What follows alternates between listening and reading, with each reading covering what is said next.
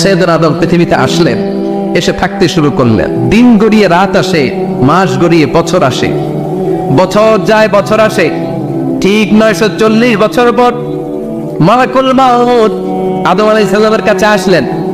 বললেন, আনা মালাকুল মাউত উকিলা বিকুম, আপনাদের জন্য আল্লাহ আমাকে বানিয়েছে রূহ কবজ করতে। ও আদম, আবুল বাশার, পৃথিবীর প্রথম মানব, প্রথম নবী, আপনার সময় শেষ, রেডি হন, ইয়ন। খেলা শুরু হয়, এখনই রূহ কবজ করে নিয়ে যাব। সাইয়েদনা আদম বলে, এখন আসছো কেন? আমার আরো 60 বছর বাকি আছে। মালাকুল মাউত বলে, না, আপনি রূহের জগতে আল্লাহর কাছে আপনার সন্তান দাউদকে কয় বছর দিয়েছিলেন? 60 বছরের জন্য 940 বছর আপনার জন্য লেখা। আমি এখন আপনার রূহ কবজ করতে চাই। সাইয়েদনা আদম বলে, আমি মানি না, আমি কাউকে দেই নাই।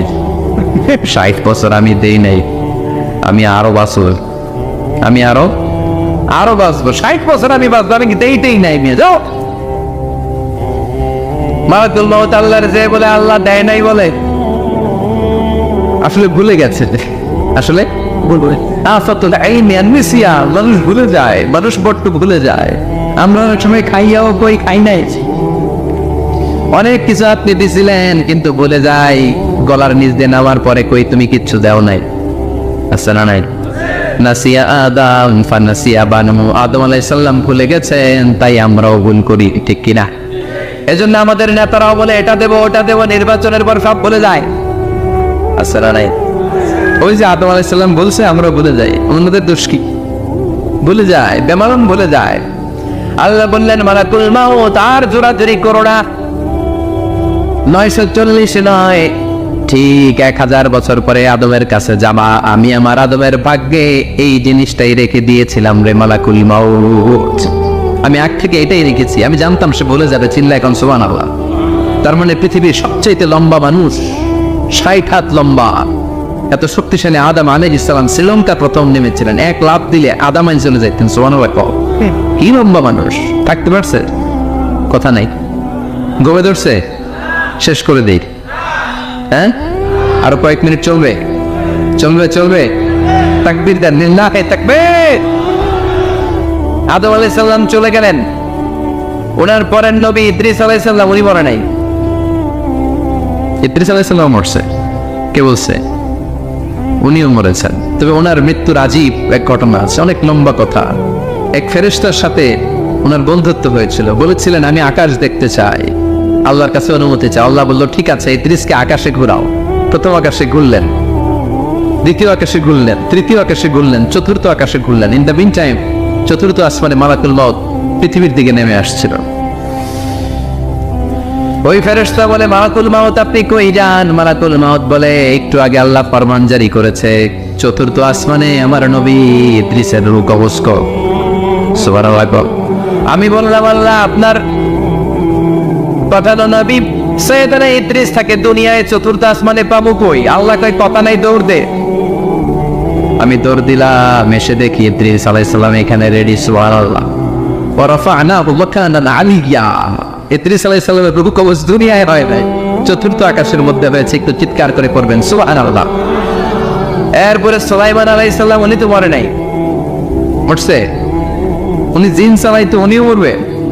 শক্তিশালী একজন নবী ছিল। উনি মালাকুল মাউতকে বলেছিলেন, মালাকুল মাউত আমার মৃত্যুর সুয়াইয়া, সামান্য কিছু আগে আমারে বইলো, আমার একটা কাজ আছে।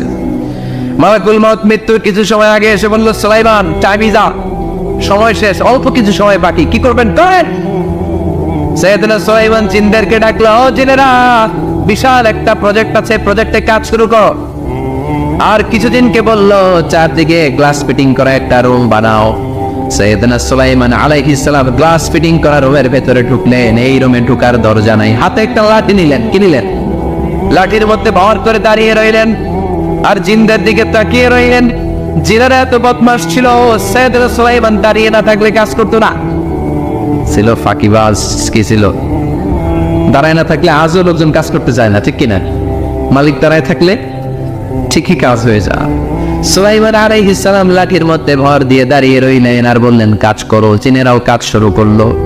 ওদিকে মালাকুল মাউত এসে বলে, ও সুলাইমান সময় তো শেষ। সুলাইমান বলে, সমস্যা নাই, রূহ কবজ করো। উনি লাঠির মধ্যে ভর দিয়ে দাঁড়িয়ে রইলেন। গ্লাস ফিটিং করা রুমের ভিতরে কোরআন সাক্ষী। মালাকুল মাউত ওইভাবে লাঠিতে ভর দেওয়া অবস্থায়, দাঁড়ানো অবস্থায় সাইয়েদনা সুলাইমান আলাইহিস সালামের রূহ কবজ করে নিলেন। উনি এমন ভাবে দাঁড়িয়েছেন, রূহ চলে গেল, লাশ হয়ে দাঁড়িয়ে রইলেন। লাঠির মধ্যে দাঁড়িয়ে আছেন, জমিনের মধ্যে লুটিয়ে পড়ে নাই। সুবহানাল্লাহ। জিনগুলো দূর থেকে ভাবতো বস তো দাঁড়ায় আছে। কে দাঁড়ায় আছে? জিনেরা মনে করছে বস দাঁড়ায় আছে, কাজ করতে হবে। করতে করতে পুরা প্রজেক্টের কাজ শেষ। ইন দ্য মিন টাইম ঝিঝি পোকা, ওই পোকা যে পোকা কাঠ খেয়ে ফেলে, এই কাঠ খাওয়ার পোকা সুলাইমান আলাইহিস সালাম লাঠির ভেতরে ঢুকে লাঠিও খেয়ে ফেলেছে। সাইয়েদনা সুলাইমান আলাইহিস সালাম তপাস করে জমিনে পড়েছে। আর জিনেরা কয় হায় হায়, খালি খালি কাম করছে এতে। সুবহানাল্লাহ করবেন না?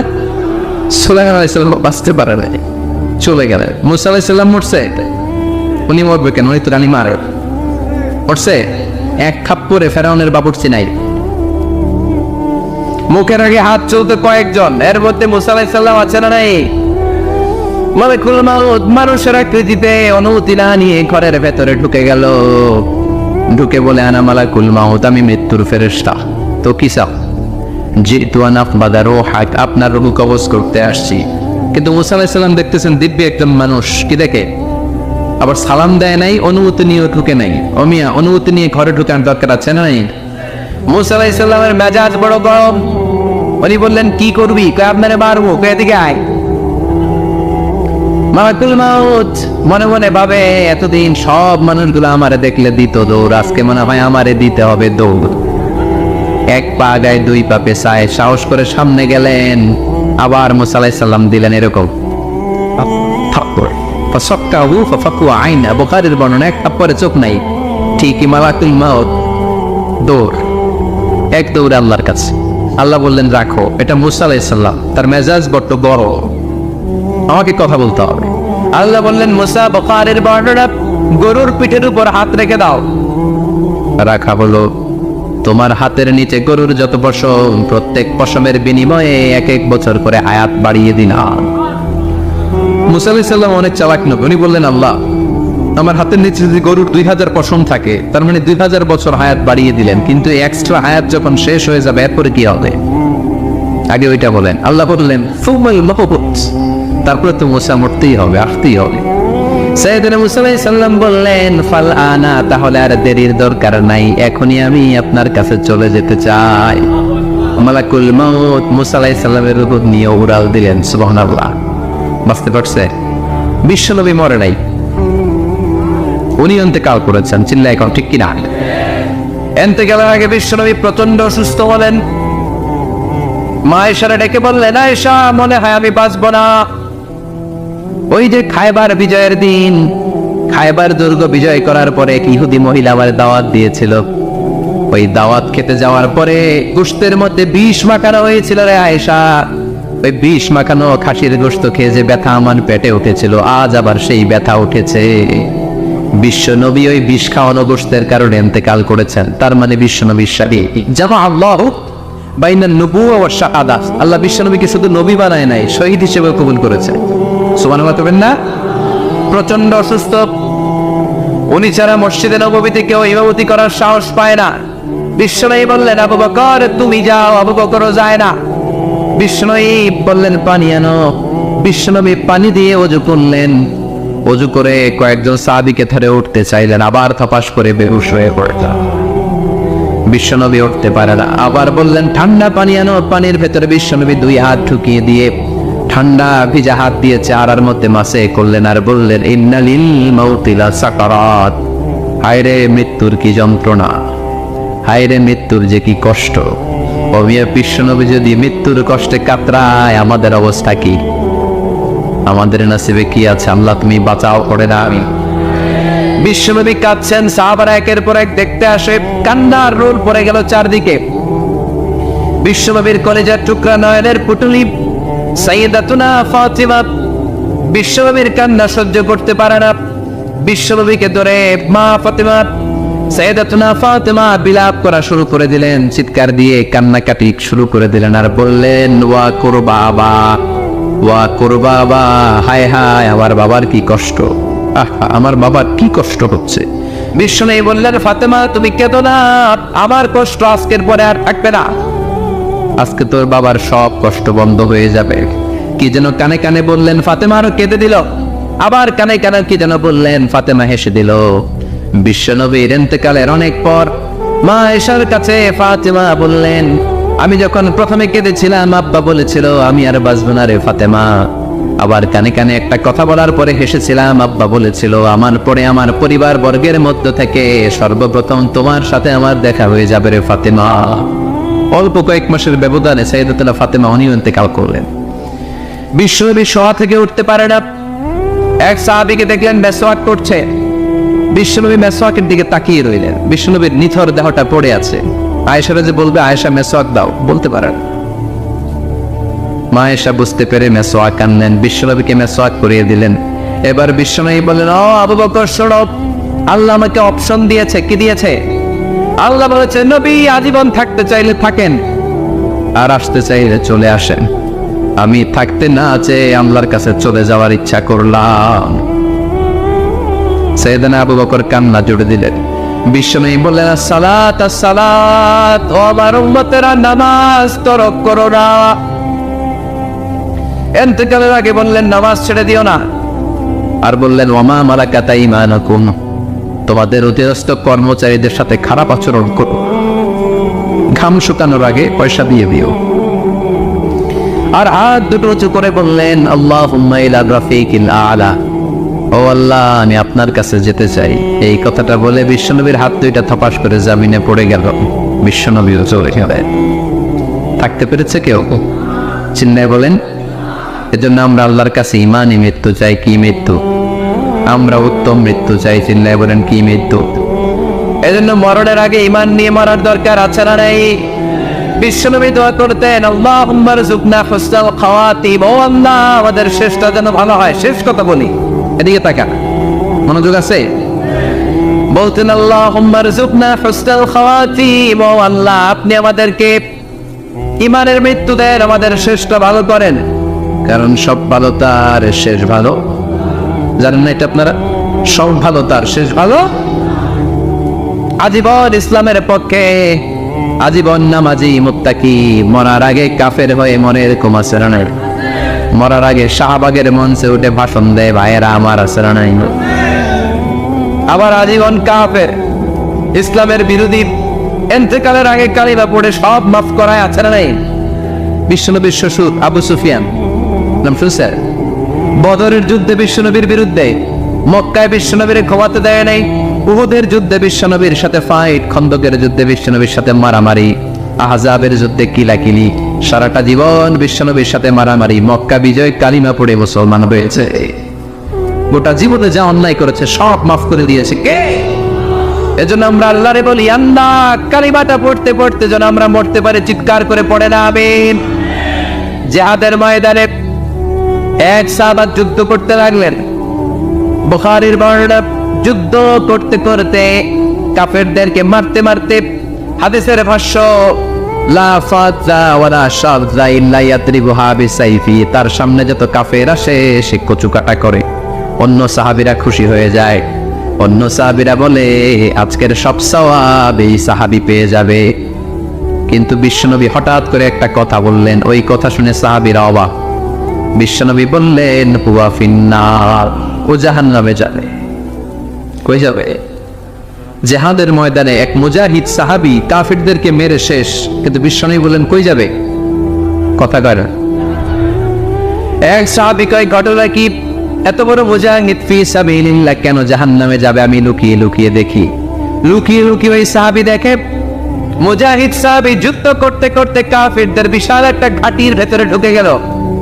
মারতে মারতে মারতে মারতে হঠাৎ এক কাফেরের আঘাতে এই মুজাহিদ সাহাবীর ডান হাতটা কাটা পড়ে গেল। এবার ডান হাত দিয়ে ফিনকি দিয়ে রক্ত বের হতে শুরু করলো। মুজাহিদ সাহাবী আর যন্ত্রণা সহ্য করতে পারে না। যন্ত্রণা সহ্য করতে না পেরে কাতরাতে কাতরাতে নিজের হাতের ছুরিটাকে জমিনের মধ্যে গেড়ে দিয়ে ছুরির উপরে ছাপিয়ে পড়ল। পেটের এই দিক দিয়ে ঢুকে ওপাশ দিয়ে বের হয়ে গেল, এফার ওপার হয়ে গেল। মানে আত্মহত্যা করলো, ঠিক কিনা? জাহান্নামী নাই? কথা কর।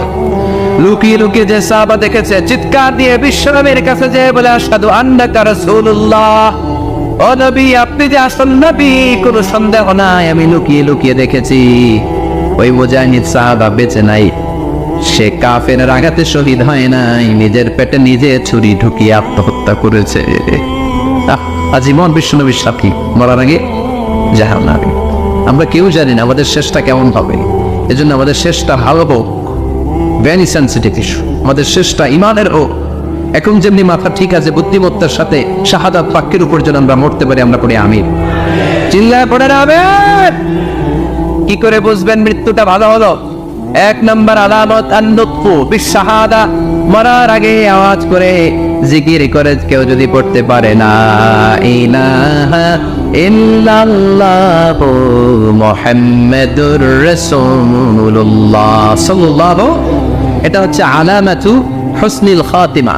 আপনার মৃত্যুটা যে ভালো মৃত্যু হয়েছে এটার আলামত। কি মৃত্যু? সবাই বলে ভালো মৃত্যু আমরা চাই কি চাই না?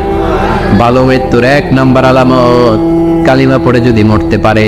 বিশ্বনবী বলেন, মান কানা আখিরু কালামিহি লা ইলাহা ইল্লাল্লাহ, যে ব্যক্তির সর্বশেষ কথাটা হবে, বাক্যটা হবে লা ইলাহা ইল্লাল্লাহ, দাখালাল জান্নাহ, সে জান্নাতি হয়ে যাবে। সুবহানাল্লাহ পড়ে। এরপরে বিশ্বনবী বললেন, আল মুমিনু ইয়ামুতু বিজাবি ইরকিল জাবিন, মুমিন যখন মারা যায় তার কপাল ঘেমে যায়। সুবহানাল্লাহ পড়েন। হাত ঘামে না, পা ঘামে না, মুমিনের কপাল ঘামে। সুবহানাল্লাহ। এজন্য কেউ মারা গেলে কপালের মধ্যে হাত দিবেন, দেখবেন এই ঘামের মধ্যে একটা জান্নাতি ঘ্রাণ আছে। সুবহানাল্লাহ। আল্লাহ, আমরা যখন মরে যাব আমাদের কপালটা যেন এরকম ঘেমে যায়। আমিন পড়েন আর জোরে আমিন। আল মুমিনু ইয়ামুতু বিআরাতিল জাবিন, মুমিন মারা গেলে তার কপাল ঘামে। কপাল ঘামলে বুঝতে হবে এটা ভালো মৃত্যু, ইমানি মৃত্যু। চিল্লায় বলেন ঠিক কিনা?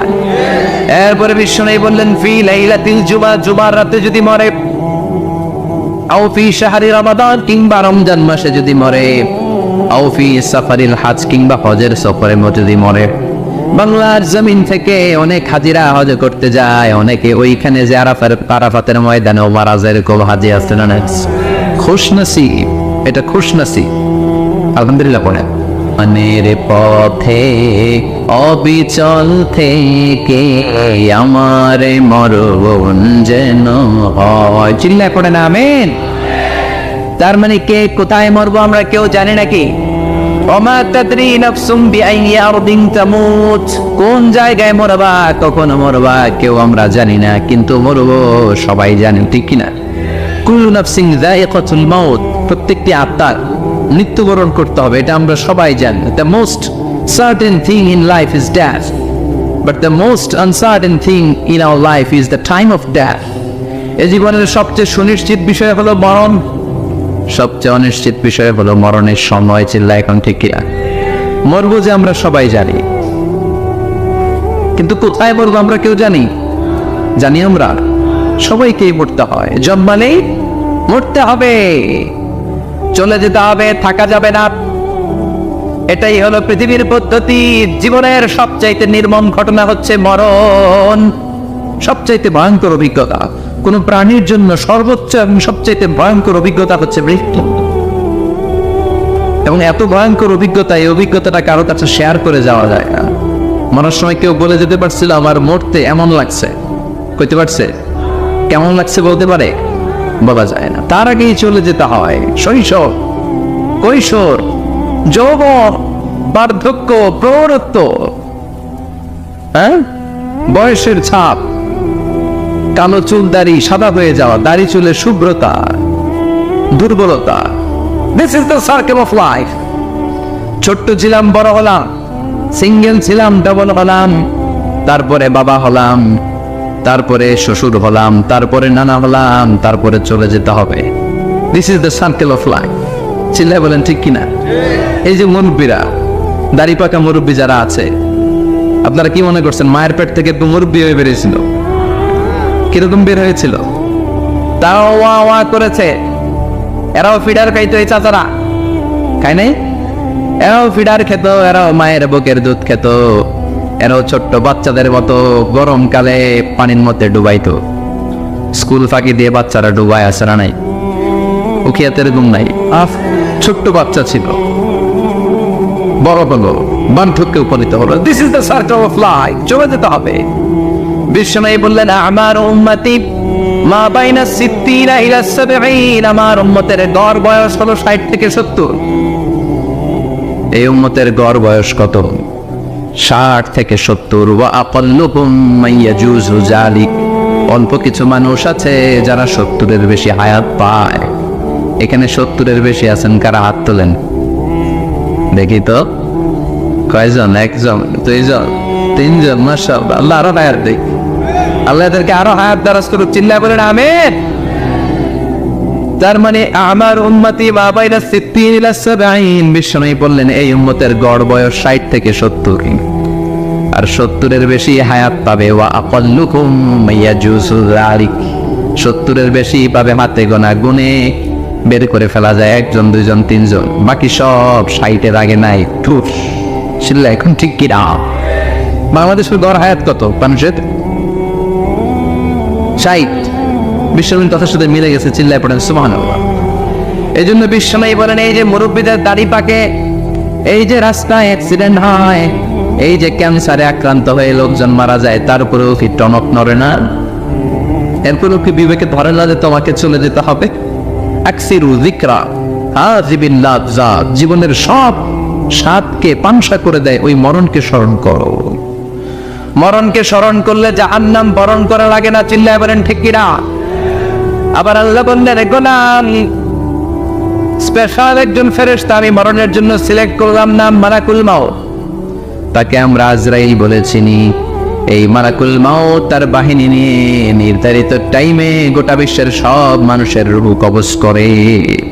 অন টাইম নাকি দেরি করে? মালাকুল মাউত আগেও আসে না, পরেও আসে না। সুবহানাল্লাহ পড়ে।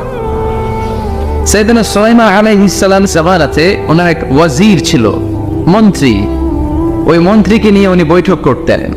ওনার সময় উনি মালাকুল মাউতের সাথে বৈঠক করতেন। শুনতেছেন? আপনাদের মনোযোগ আছে তো? উনি বৈঠকে বসেছেন, মালাকুল মাউত বসা, ওয়াজিরও বসা। হঠাৎ মালাকুল মাউত ওয়াজিরের দিকে বড় বড় চোখ করে তাকাচ্ছে। বড় বড় চোখ করে তাকানোতে ওয়াজির ভয় পেয়েছে। হঠাৎ মালাকুল মাউত চলে গেল। ওয়াজির বলে, ও সুলাইমান আলাইহিস সালাম, এই যে লোকটা বড় বড় চোখ করে আমার দিকে তাকালো, এটা কে? সাইয়েদনা সুলাইমান বলে, হাদা মালাকুল মাউত। যে বর্ণনাটা বলছে এটা হাদিস না, এটা হচ্ছে ইসরাইলিয়া, জিউস ট্রেডিশন। কোরআন হাদিসের সাথে কোনো দ্বন্দ্ব নাই, তাই বর্ণনা করা যাবে। বিষ্ণু বলেছেন, বাল্লিগু আন্নি ওয়ালাউ আয়া। আবার বলেছেন, ওয়া হাদিসু আন বনি ইসরাঈল ওয়ালা হারাজ। বনি ইসরাইলের ট্রেডিশন বর্ণনা করো, জিউস ট্রেডিশন বর্ণনা করো, এতে কোনো সমস্যা নাই। ওয়াজির বলে, ও সাইয়েদনা সুলাইমান, বড় বড় চোখ করে যে তাকালো লোকটাকে? সাইয়েদনা সুলাইমান বলে, হাদা মালাকুল মাউত, এটা মৃত্যুর ফেরেশতা। ওয়াজিরের কলিজায় পানি নেই। এটা কি ফেরেশতা? শুনে তো পিলে চমকে গিয়েছে। কয়টি? মালাকুল মাউত তো আমার চিনা বলেছে, বাড়ি চিনে ফেলছে আমার খবর আছে। সাইয়েদনা সুলাইমান আলাইহিস সালাম জিনদেরকে দিয়ে কাজ করাতেন, মেঘমালাকে দিয়ে কাজ করাতেন, বিশাল সিংহাসন নিয়ে পৃথিবীর প্রাচ্য থেকে পাশ্চাত্যে ঘুরে বেড়াতেন। সাইয়েদনা সুলাইমানকে ওয়াজির বলে, ও সুলাইমান, মেঘমালাকে আদেশ করে দেন, আমি আর এই ফিলিস্তিনের ভূখণ্ডে থাকতে চাই না। আকাশের মেঘমালার উপরে আমারে বসিয়ে দেন, আর বলে দেন আমারে নিয়ে যেন আকাশের মেঘমালা হিন্দুস্তানের ওই দূর পর্বতে রেখে আসে। আচ্ছা, আল হিন্দ, হিন্দের সবচেয়ে দূরবর্তী জায়গায় যেন আমারে রেখে আসে। সাইয়েদনা সুলাইমান বললেন, আকাশের মেঘ যাও, আমার ওয়াজিরকে নিয়ে হিন্দুস্তানের একটা উপদ্বীপে রেখে আসো। রেখে আসা হলো। কিছুক্ষণ পর মালাকুল মাউত সাইয়েদনা সুলাইমানের কাছে হাজির। সাইয়েদনা সুলাইমান বললেন, ও মালাকুল মাউত, কই ছিলা? একটু আগে হিন্দুস্তান থেকে আপনার ওয়াজিরের রূহ কবজ করে আসছি। সুবহানাল্লাহ পড়ে। এটা আবার কেমন কথা, তুমি ওইখানে গেলে কেন? কয় রব্বুল আলামিন কিছুক্ষণ আগে আমার কাছে পয়গাম পাঠিয়েছে, যাও সাইয়েদনা সুলাইমানের ওয়াজিরের রূহটা কবজ করো। কবজ করার জায়গা হলো হিন্দুস্তানের উপদ্বীপ। কোন জায়গায়? মালাকুল মাউত এসে দেখে সুলাইমান নবীর সাথে মিটিং করে। ওয়াজির কার সাথে মিটিং করে? সুলাইমান নবীর সাথে। কিন্তু ফরমানে লেখা রূহ কবজ করতে হবে কোথায়? হিন্দুস্তানে। সুবহানাল্লাহ করবেন না? এই জন্য বড় বড় চোখ করে আমি তাকিয়েছি, আর মনে মনে ভাবলাম টাইম তো নাই, কারণ মৃত্যু তো অন টাইমে হতে হয়, এখনই ওর রঘু কবজ করতে হবে। কেমন করে ওইখানে যাবে আমি জানি না, আমি আগে চলে যাই। মালাকুল মউত চলে গেল, যে দেখে ওই জায়গায় ওয়াজির হাজির, সাথে সাথে রঘু কবজ করে আল্লাহর কাছে চলে গিয়েছে। পড়েন সুবহানাল্লাহ। এই জন্য আল্লাহ বললেন, মালাকুল মউত আমি নির্ধারণ করে দিয়েছি, পৃথিবীর প্রতিটি মানুষ মালাকুল মউতকে দেখবে, চাক্ষুষ দেখবে, ভালো হলেও দেখবে, খারাপ হলেও দেখবে। কার কথা? ভালো মানুষ যদি হয়, আল্লাহওয়ালা যদি হয়, ইসলাম প্রিয় যদি হয়, ডান পন্থে যদি হয়, মৃত্যুর সময় মালাকুল মউত আলা সূরাতি শাবিন আলা আহসানি সূরা, একজন যুবকের আকৃতিতে চমৎকার ধবধবে সাদা একটা জুব্বা পরে, জান্নাত থেকে জান্নাতি কাপড় নিয়ে, হানুত মিন হানুতিল জান্নাহ, জান্নাতের সুগন্ধি নিয়ে মুমূর্ষ রোগীর মাথার সামনে এসে বসে যায় আর দেহটার ইঙ্গিত করে বলে, ইয়া আইয়াতুহান নাফসুত তাইয়্যিবা, ও পবিত্র আত্মা। আরেক বর্ণনায় এসেছে, ইয়া আইয়াতুহান নাফসুল মুতমাইন্না, ও প্রশান্ত আত্মা, উখরুজি ইলা মাগফিরাতিম মিনাল্লাহ, আল্লাহর ক্ষমার দিকে বের হয়ে আসো। উখরুজি ইলা মাগফিরাতিম মিনাল্লাহি ওয়া রিদওয়ান, আল্লাহর ক্ষমার সন্তুষ্টির দিকে রুহুটা বের হয়ে আসো। স্মুথলি বলার সাথে সাথে মুমিনের দেহ থেকে রুহুটা বের হয়ে আজরাইলের হাতে চলে যায়। স্মুথলি বলার সাথে সাথে স্বাচ্ছন্দ্যে আনন্দে মুমিনের দেহ থেকে রুহুটা সা করে বের হয়ে মালাকুল মউতের হাতে এসে পড়ে। পড়েন সুবহানাল্লাহ। আল্লাহ এমন মৃত্যু তুমি আমাদের নসিবে রেখে দিও, চিৎকার করে পড়ে না আমিন। আর যারা ইসলাম মানে নাই, আর যারা কোরআন মানে নাই, আর যারা দিন কায়েমের আন্দোলন করে নাই, দিনকে ভালোবাসে নাই, বাম আর রামপন্থী ছিল, নাস্তিক ছিল, ইসলাম বিরোধী ছিল, তাদের কাছেও মালাকুল মউত আসে কি আসে না? চিল্লায় বলে না, আসে কি আসে না? তাদের কাছেও আসে, কিন্তু আলা সূরাতি আকবাহি রাজুল, একজনের চেহারা যত ভয়ঙ্কর হতে পারে, যত নিকৃষ্ট হতে পারে, এরকম ভয়ঙ্করতম নিকৃষ্ট দুর্গন্ধওয়ালা একটা চেহারা নিয়ে আসে। রিজলাহু ফিল আরদ, পা থাকে জমিনে, রাসুহু ফিস সামা, হাদিসের বর্ণনা, পা দুইটা জমিনে, মাথা আকাশে। এসে দমক দিয়ে জালিমের মাথার সামনে এসে বলে, ইয়া আইয়াতুহান নাফসুল খাবিসা, হে পাপাত্তা,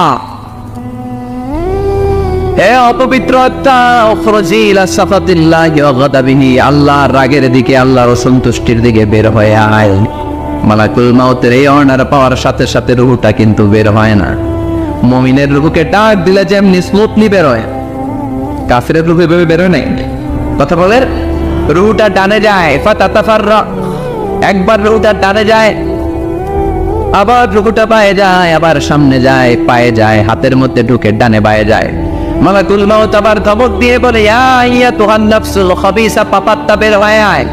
রূহটা আবার ডানে যায়, বায়ে যায়, সামনে যায়, পেছনে যায়। এবার খপাস করে মালাকুল মউত রূহকে ধরে টান ধরে, সারা দেহটা থেকে প্রাণ রস সিক্ত করতে করতে দেহ থেকে রূহটাকে টেনে হিচড়ে বের করে আনে। আর মুমূর্ষ রোগীটা চিৎকার মারতে থাকে। পড়েন না আউযু বিল্লাহ। একটা জীবন্ত ছাগল, একটা জীবন্ত ছাগলের চামড়াগুলো জবাই না দিয়ে কেউ যদি টেনে টেনে বের করে, ছাগল জবাই হয় নাই, কিন্তু চামড়া এক পাশ থেকে টেনে টেনে টেনে হিচড়ে আপনি গা থেকে বের করলে যত কষ্ট হয়, এর চেয়েও বেশি কষ্ট দিয়ে মালাকুল মউত বামপন্থী আর কাফিরদের রূহটা দেহ থেকে বের করে আনে। পড়েন না আউযু বিল্লাহ। আমাদের রূহটা যেন আল্লাহ, মুমিনদের রূহ আপনি যেভাবে কবজ করেন, ওইভাবে যেন আমাদের রূহটা বের হয়ে আসে। আর জোরে পড়েন আমিন। এজন্য আল্লাহ বললেন, বাল তুফিরুনাল হায়াতাদ দুনিয়া ওয়াল আখিরাতু খায়রুন ওয়া আবকা। পাগলের মতো হচ্ছন্ন হয়ে এই দুনিয়াটার পেছনে ছুটে বেড়াও, এই দুনিয়া আসল নয়, আখিরাত হলো আসল। চিল্লায় বলেন ঠিক কিনা? অস্থির, আমরা অস্থির, আমরা ব্যস্ত দুনিয়ার লোভে আর মোহে পড়ে আমাদেরকে যে মরতে হবে, চলে যে যেতে হবে, এটা ভাবার সময় আমাদের নাই। চিল্লাই এখন ঠিক কিনা? এজন্য বলা হয় মুতু ক্বাবলান তামুতু, মরার আগে একবার মরো। হাসিবু ক্বাবলান তুহাসাবু আলাইক, তোমার হিসাব কিয়ামতের দিন করার আগে তুমি তোমার হিসাব করো। জীবনে কি কি পাপ করেছি আমি জানি, আমার চেয়ে ভালো কেউ জানে না। চিল্লায় বলেন ঠিক কিনা? কি কি অন্যায় করেছি আমার হৃদয়ের মধ্যে কথাগুলো আছে না নাই? পৃথিবীর কেউ না জানলেও আমি জানি কি জানি না? পৃথিবী না জানুক আমি তো জানি, আমি কি পাপ করেছি হায়। পৃথিবী না জানুক আমি তো জানি, আমি কি পাপ করেছি হায়। আমার পাপের করলে বিচার, বাঁচার উপায় নাই আমার। দয়াময় প্রভু মাফ করো আমায়, মাফ করো আমায়। পড়ে না আমি আর জোরে আমিন। এজন্য হাসিবু ক্বাবলা আন তুহাসাবু আলাইক, তোমার হিসাব বসার আগে নিজে হিসাব করো কি কি করলা। আসল মরণের দিন শটান হয়ে তো শুয়ে পড়ো ভাই, মরার আগে আরেকবার মরো। মরার আগে আরেকবার কি করবেন কথা বলেন? মরার আগে কি করতে হবে? হঠাৎ একদিন বিছানায় শটান হয়ে শুয়ে যান, চক্ষুটা বন্ধ করেন, ভাবেন মরে গিয়েছেন। এই তোমার কুলমাউত চলে এসে রুহুটা নিয়ে গেল। আত্মীয় স্বজন চিৎকার চেঁচামেচি শুরু করে দিল, কান্নার রোল পড়ে গেল চারদিকে। মাইকের মধ্য দিয়ে, মসজিদের মাইকে অ্যানাউন্স হয়, অমুক এলাকার নিবাসী অমুক ভাই আমাদের মধ্যে দুনিয়ায় নাই, তার জানাজা হবে এশার নামাজের পর। সবাই এসে রুহের মাগফিরাত করে, সবাই আপনারে দেখতে আসবে, কেঁদে কেঁদে লোকজন আপনারে কবর দিতে আসবে। চিল্লায় বলেন ঠিক কি না? কেঁদে কেঁদে সবাই আসবে, দেখার জন্য আসবে। ছেলেগুলো কাঁদবে, স্ত্রী কাঁদবে, বাবা মা কাঁদবে, বন্ধু বান্ধব কাঁদবে। আর ঘরের মধ্যে রাখা হবে না। এবার আপনাকে গোসল দেওয়ার পালা। চক্ষু বন্ধ করে চিন্তার দরকার আছে না নাই? কথা বলেন। হঠাৎ করে, হঠাৎ করে শুনবি একদিন আমার মৃত্যুর খবর। কেঁদে কেঁদে আসবে সবাই দিতে আমায় কবর, দিতে আমায় কবর। ঠিক কি না? একটু চোখটা বন্ধ করে ভাবেন, আপনাকে গোসল দেওয়া হবে, জামাগুলো পরা হবে। এত টাকা দিয়ে যে দামি গোসলখানা টাইলস লাগিয়ে ঘরে বানালেন, আপনার শেষ গোসলটা কি ওই দামি গোসলখানায় হবে? লাশ যেখানে দোয়া হয় ওই জায়গায় দোয়া হবে, আপনাকে কাফন পরানো হবে। আপনার কলিজার টুকরা ছোট বাচ্চাটারে বলা হবে, আব্বু দেখে যাও তোমার বাবারে শেষবারের মতো দেখো। আপনার বাবা মা শেষবারের মতো একটা নজর দিয়ে আপনার চেহারাটা দেখে নিবে। বন্ধু বান্ধবরা শেষবারের মতো একবার আপনারে দেখে নিবে। জানাজার জায়গায় নেওয়া হবে। হবে না এই ঘটনাটা আমাদের? হ্যাঁ, হবে কি না? হাজার হাজার মানুষ শেষ বিদায় দেওয়ার জন্য আসবে। চারটা তাকবীর দিয়ে ইমাম নামাজ শুরু করবে। আল্লাহু আকবার, আল্লাহু আকবার, আল্লাহু আকবার, আল্লাহু আকবার বলে নামাজ শুরু করবে। নামাজ শেষ। এবার পালকিতে করে কবরে যাওয়ার পালা। যেতেই হবে, যেতেই হবে। পালকিতে করে লোকজন নিতে শুরু করবে। কবরস্থানের ওই জায়গায় যেখানে মানুষ বছরে মানুষ না মরলে যায় না, ওই গহীন নিঝুম কবরস্থানে ঢুকানো হবে। পালঙ্ক থেকে নামিয়ে আপনার জন্য করে রাখা আগ থেকে কবরটার মধ্যে শুইয়ে দেয়া হয়। উপরে বাঁশ দিয়ে ছাউনি, শেষবারের মতো সবাই দেখে বাঁশের ছাউনির উপরে মাটি চাপা দিবে। ঠিক কিনা? চলে যাবে সব, কেউ নাই, অন্ধকার, শুধু অন্ধকার। এই অন্ধকার যেন শেষ হতে চায়। এই ঘটনা ঘটবে না আমাদের? কথা বলে ঘটবে কিনা? এজন্য মরার আগে এগুলো চিন্তার দরকার আছে না নাই? মরার আগে আরেকবার মরার দরকার আছে না নাই? এজন্য রব্বুল আলামিন বলেন, বাল তুসিরুনাল হায়াতাদ দুনিয়া ওয়াল আখিরাতু খায়রুন ওয়া আবকা। এই দুনিয়ার জীবনটাকে তোমরা আসল জীবন মনে করো, এটা আসল জীবন নয়। আসল জীবন হলো কবরের জীবন। চিল্লায় বলেন ঠিক কি না? আল্লাহ তোমার এই দুনিয়ায়,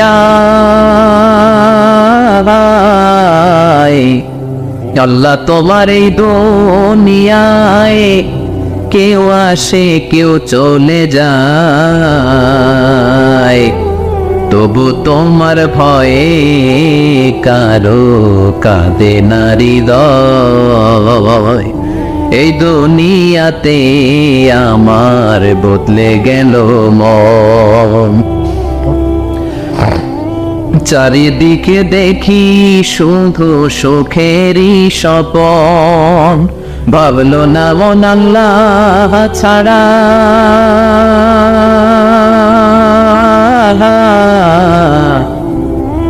ভাবলো না মন আল্লাহ ছাড়া নেই কোনো উপায়, তবু তোমার ভয়ে কারো কাঁদে না হৃদয়। ঠিক কিনা? আসে আর চলে যায়। প্রতিদিন মাইকে অ্যানাউন্স শুনি, অমুক এলাকার অমুক লোক নাই, দাদা গেল, বাবা গেল, বড় ভাই গেল, আত্মীয় স্বজন গেল, আমাকেও যেতে হবে, এই চিন্তা মাথায় নাই, চিল্লা এখন। ঠিক কিনা? এজন্য লাইফটা হলো one time, one chance, second কোনো চান্স আপনাকে দেয়া হবে নাকি? কাফেররা বলবে, ইয়া রাব্বি আরেকটা সুযোগ দেন, লাউ আন্না লানা কাররা ইয়ানি মারওয়া, আল্লাহ একটা সুযোগ যদি পেতাম দুনিয়াতে ভালো করে আসতাম। আল্লাহ বলবেন, ইন্নাহা কালিমাতুল কাইলুহা, এটা শুধু তাদের মুখের কথা, তাদেরকে আবার সুযোগ দিলেও তারা কিচ্ছু করবে না। চিল্লা এখন। ঠিক কিনা? এজন্য একটা চান্স আমরা পেয়েছি, এই দুনিয়ার ওয়ান চান্সে আমরা ভয় পাবো একজনকে। চিল্লায় বলেন, তিনি কে? এজন্য যেতে আমাদেরকে হবে। এই মরণ থেকে পালানোর কোনো সুযোগ কেউ পালাতে পারে নাই। এই মরণ হলো আখিরাতের প্রবেশদ্বার। মরণ নামক পালকিতে চড়ে আমরা কবরের ভেতরে ঢুকি। মরণ হলো প্রথম পর্ব, কবর হলো দ্বিতীয় পর্ব। যেরকম। ঠিক কিনা? এজন্য বিশ্বনবী বললেন, আল কবর রাউদাতুম মিন রিয়াদিল জান্নাহ ওয়া হুফরাতুম মিন হুফারিন নার। কবর হলো কারো জন্য জান্নাতের বাগান, কারো জন্য জাহান্নামের গর্ত। আমরা বলি, আল্লাহ আমাদের কবরটারে জান্নাতের বাগান বানাও। আর জোরে পড়েন আমিন। আবার বিশ্বনবী বললেন, ইন্নাল কবরা আউয়াল মানজিল মিন মানাজিলিল আখিরা। কবর হলো আখিরাতের মানজিলগুলোর প্রথম মানজিল। আখিরাতে একটার পর একটা অনেকগুলো স্টেশন আপনাকে পার হতে হবে। প্রথম স্টেশনটার নাম হলো কবর। প্রথম স্টেশনের নাম কি? এই কবর নামক স্টেশনে যদি আপনি মাফ পেয়ে যান, সামনের সব স্টেশনগুলোতে মাফের ব্যবস্থা করবে কে? আল্লাহ। আর কবর নামক স্টেশনে যদি ধরা খেয়ে যান, আপনার মায়ের আসানা নেই। লাশটাকে যখন রাখা হয়, লাশটা চিনে কে আমারে রাখলো, কে আমাকে তৌত করলো, কে আমারে কাফন পড়ালো। এজন্য বিষ্ণুই বলেছেন, মৌর্ষের সামনে বসে বসে পড়ো, লা ইলাহা ইল্লাল্লাহু মুহাম্মাদুর রাসূলুল্লাহ নাফতিনু মাউতাকুম। লা ইলাহা ইল্লাল্লাহ, মৌর্ষের সামনে দাঁড়িয়ে দাঁড়িয়ে পড়ো লা ইলাহা ইল্লাল্লাহ। এই লা ইলাহা হচ্ছে জীবিতদের জন্য কালিমা, আর আমরা মরার পরে জিকির করি। ঠিক না?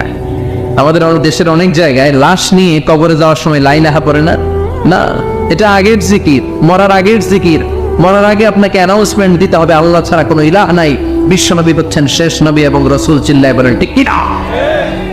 লাশটাকে যখন রেখে দেয়া হয়, বিশ্বনবী যত মানুষকে কবরে রেখেছে, তারপরে দাঁড়িয়েছেন আর বলেছেন, ইস্তাগফিরু লিআখিকুম, তোমার ভাইদের জন্য তোমরা দোয়া করো। ফাইন্নাহু লানা ইউসাল, এখনই তাকে কবরে সওয়াল করা হবে। কবরে প্রশ্ন আসছে না নাই? কথা বলেন। বিশ্বনবী খাদিজাতুল কুবরা, ওনার প্রথম স্ত্রী খাদিজাতুল কুবরা তাহেরাকে কবরের মধ্যে রেখে দিয়ে কাঁদতে শুরু করলেন। চোখের পানি ছেড়ে অনেক দোয়া করলেন। দোয়া শেষে সব সাহাবারা ঘরে ফিরে যায়, বিশ্বনবী যায় না। সাইয়েদনা আবু বকর বললেন, ও নবী চলেন ঘরে যাই। অনেক তো দোয়া করলেন। বিশ্বনবী বললেন, আবু বকর তুমি যাও, আমি যাব না। এইটা সাধারণ মহিলা না, এটা বিপদের দিনের সঙ্গিনী খাদিজা। মক্কায় যখন আমার কেউ ছিল না, খাদিজা আমারে ভুলে নাই। 3 বছর কাফিররা আমাকে জেলখানায় বন্দি রেখেছে, নাম শিয়াবে আবি তালেবের জেলখানা। আমার স্ত্রী ওই জেলখানার জীবনেও আমারে ছাড়ে নাই। আমার সাথে 3 বছর খাদিজাও জেল খেটেছে। একটাই মহিলা, যেই মহিলাকে আল্লাহ আরশের উপর থেকে সালাম দিয়েছে, মহিলাটার নাম খাদিজা। আল্লাহু আকবার। আমার সব সন্তান আল্লাহ খাদিজার পেট থেকে দিয়েছে। ফাতেমাতুজ জোহরা খাদিজার মেয়ে, জাইনাব খাদিজার মেয়ে, উম্মে কুলসুম খাদিজার মেয়ে, রুকাইয়া খাদিজার মেয়ে। আবুল কাসেম বিশ্বনবীর ছেলে, খাদিজার ছেলে। আব্দুল্লাহ, যাকে তাইয়্যিব এবং তাহের নামে আমরা চিনি, সেও খাদিজার ছেলে। সুবহানাল্লাহ। ও আবু বকর, আমার এই কলিজার টুকরা প্রিয়তমা খাদিজারে রেখে দিয়ে কেমনে বাসায় যায়? তুমি যাও, আমি দাঁড়িয়ে থাকবো। এখনই মুনকার নাকির এসে খাদিজারে প্রশ্ন করবে, আমি দেখবো খাদিজা উত্তর দিতে পারে কিনা। আর প্রশ্নের উত্তর যদি ভুল করে ফেলে, কবরের উপর থেকে আমি নিজে প্রশ্নের উত্তর দিয়ে দেব। সাইয়েদনা জিবরাইল বললেন, নবী, আপনারা দাঁড়িয়ে থাকার দরকার নাই, আবু বকরের সাথে করে চলে যান। আল্লাহ জানিয়ে দিয়েছে, খাদিজার কবরের প্রশ্নে যদি কোনো সমস্যা হয়, আরশের উপর থেকে খাদিজার প্রশ্নের জবাব আল্লাহ নিজে দিয়ে দিবে। এজন্য কবরের আযাব থেকে বিশ্বনবী পানাহ চেয়েছেন। বিশ্বনবী বলেছেন, আল্লাহুম্মা ইন্না নাউযু বিকা মিন আযাবিল কবর। ও আল্লাহ, কবরের আযাব থেকে তুমি আমাদেরকে বাঁচাও। পড়ে না আমিন। কবরে মুমিনদেরকে 4টা প্রশ্ন করা হবে, কাফিরদেরকে 3টা প্রশ্ন। চিৎকার করে বলেন, মুমিনের প্রশ্ন কয়টা? আর জোরে বলেন। প্রথম প্রশ্ন, মার রব্বুক, তোর রবের নাম কি? আমরা কি বলবো? আল্লাহ আমারে রব, এই রবি আমার সব, দমে দমে তনু মনে তারি অনুভব। আল্লাহ আমারে রব, এই রবি আমার সব। পড়েন আমিন। দ্বিতীয় প্রশ্ন, আমার দিন, উত্তর দিনের নাম কি? ধর্মের নাম কি? তৃতীয় প্রশ্ন, মান হাযার রাজুল, এই লোকটাকে কে? আমরা বলবো মুহাম্মদ সাল্লাল্লাহু। 3টা প্রশ্নের উত্তর যখন আপনি কবরে করে দিতে পারবেন, অতিরিক্ত একটা প্রশ্ন, ওয়ামা ইলমুক, এই যে 3টা প্রশ্নের উত্তর পানলা, কেমন করে উত্তর জানলা? কোত্থেকে শিখেছো? নকল করে আনছো কাফনের কাপড়ে? পরীক্ষা বলে নকল আছে না নেই? হাতে নকল আছে না? পায়ে নকল, মোজার ভিতরে নকল আছে না নেই? মোবাইলে নকল আছে না নেই? নকল থেকে আল্লাহ তুমি বাঁচাও। আরো আসতে তো না আমি। কিভাবে জানলা? কেমন করে 3টা প্রশ্নের উত্তর শিখলা? What is the source of your knowledge? তথ্যসূত্র কি? আপনাকে বলতে হবে, আমি যেই কিতাবটা থেকে শিখেছি, কিতাবটার নাম কি? চিল্লায় বলেন কিনা? এই কিতাবটা হলো কোরআন। আপনাকে বলতে হবে, কোরআন থেকে আমি শিখেছি, বিশ্বনবীর হাদিস থেকে আমি শিখেছি। 4টা প্রশ্নের উত্তর যখন পারবেন, ফেরেশতারা বলবে, আহলান সাহলান, খুশ আমদেদ, কংগ্রেচুলেশন, বাহ বাহ, তুমি তো চমৎকার পেরেছো। ফায়ুফসাহু লাহু কবরুহু 70 দিরাআন, মুমিন বান্দার কবরটা 70 হাত লম্বা করে দেয়া হবে। ইফতাহু লাহু বাবুন ইলাল জান্নাত, জান্নাতের দিকে তার কবর থেকে একটা দরজা বানিয়ে দেয়া হবে। জান্নাতের সুঘ্রাণ, ঠান্ডা বাতাস এসে তার কবরের ভিতরে ঢুকতে শুরু করবে। ইলবাসু লিবাস মিন আহলিল জান্নাত, জান্নাতীদের পোশাক তার গায়ের মধ্যে পরিয়ে দেয়া হবে। আল্লাহু আকবার। আর বলা হবে, নাম কানাউমিল আরুস, বাসর রাতে বর যেমনি কনেকে নিয়ে ঘুমিয়ে যায়, তুমিও একটা ঘুম দাও। আলহামদুলিল্লাহ পড়ে মুমিন বান্দা আনন্দের একটা ঘুম দিবে। ইসরাফিলের সিংগার আওয়াজ ছাড়া পৃথিবীর কোনো কিছুই তার এই ঘুম ভাঙতে পারবে না। আল্লাহ আমরাও যেন সেদিন কবর একটা মজার ঘুম দিতে পারি, তুমি তৌফিক দাও। জোরে বলেন আমিন। এবার বামপন্থী নাস্তিক আর কাফেরদের পালা, ইসলাম বিদ্বেষীদের পালা, আলে ওলামাদের শত্রুদের পালা, ইসলামকে যারা বিজয়ী শক্তি হিসেবে মানতে পারে নাই তাদের পালা। চিল্লায় এখন ঠিক কিনা? ওদেরকে একই প্রশ্ন, রব কি? ওরা বলবে আমি জানি না। আমাদের উত্তর আল্লাহ। ওরা বলবে আমি কিচ্ছু জানি না, আমি সব ভুলে গেছি, আমার মাফ করে দেন। আমি কিছুই জানি না, তবে আমি ইসলাম বিরোধীদের সাথে চলতাম, যারা ইসলাম রে বাস দিত আমি তাদের সাথে স্লোগান দিতাম। এরকম ডাকাইত আছে না নাই? দ্বিতীয় প্রশ্ন, আমার দিন ও তোমার ধর্মের নাম কি? কয় আমার ধর্ম নাই, আমার ধর্ম কর্ম নাই, আমি খালি দুনিয়াকে মাচা লেলো, দুনিয়া তোমারই হ্যায়, আমি খালি তুম্মা চলে দূর। আছে না নাই? আমি শুধু মৌজ মাস্তিতে ব্যস্ত ছিলাম, আমার দুনিয়া নাই, দিন নাই, আখেরাত নাই, রবকে আমি জানি না, ধর্মকে জানি না। ইসলাম বিরোধী রাজনীতি আমি করতাম, মাও সেতুলের রাজনীতি, কার্ল মার্কসের রাজনীতি, বুশের রাজনীতি, ডোনাল্ড ট্রাম্পের রাজনীতি, বামপন্থীদের রাজনীতি। চিল্লায় কর ঠিক কিনা? কোনো ধর্ম নাই। এই লোকটাকে চিনো কিনা বলো। বিশ্বনবীর চেহারা দেখিয়ে বলা হবে এই লোকটাকে, কয় জানি না। এরে আমি মানতাম না, এরা আমি গালি দিতাম। এরকম জাহান্নামের নরকীট আর পিতৃ পরিচয়হীন জাওত সন্তান বাংলার দেশেও আছে না নাই? এই মহামানবটাকে গালি দিয়ে পৈশাচিক আনন্দ পায়। পত্রিকায় লিখে, ব্লগের মধ্যে লিখে, ইন্টারনেটে কার্টুন বানিয়ে বানিয়ে পৈশাচিক ফুর্তি করে। এগুলো জাহান্নামের কীট, এগুলো জারদ সন্তান, বাপ মায়ের ঠিক নাই। জিল্লা এখন ঠিক কিনা? আমার নবীরে যারা গালি দেয়, এগুলোর বাপ মায়ের ঠিক আছে? এগুলোর কোনো গোড়া আছে? এগুলোর কোনো শেকড় আছে? এগুলো আগাছা চিৎকার করে বলো ঠিক কিনা? বলবে আমি জানি না, ফেরেশতারা বলবে দা আমরা জানি। তোর সাথে কেমন আচরণ করতে হবে আমাদেরকে ট্রেনিং দিয়েছে কে? এবার শুরু হবে মাইর। কি শুরু হবে? কথা বলেন। মাইর। ফায়ুতরাবু বিমা তারিকা মিন হাদিদ, লোহার হ্যামার দিয়ে শুরু হবে মাইর। এক একটা হ্যামারের বাড়িতে মাথাটা ফেটে চূর্ণ বিচূর্ণ হয়ে যাবে। দেহটা জমিনের ভেতরে 70 গজ ডুবে যাবে, দেবে যাবে। ওর চিৎকারে কবরস্থানটাও থারথার করে কাঁপবে। আবার জামিনকে বলা হবে ইলতাইবি, চাপা দে।